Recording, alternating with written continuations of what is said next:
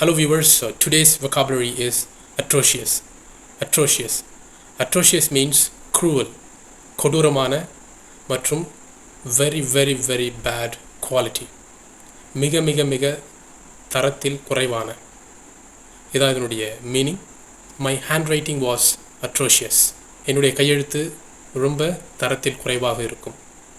சிம்பிளாக நம்ம தமிழில் சொல்லுவோம்ல, ரொம்ப கேவலமாக இருக்குது அப்படின்னு சொல்கிறதுக்கு இந்த atrocious வேர்டை நம்ம யூஸ் பண்ணலாம். I went to Agra. The food over there was atrocious. நான் ஆக்ராவுக்கு போனேன். அங்கே இருக்கக்கூடிய உணவு ரொம்ப கேவலமாக இருந்தது. I went to a film called The Legend.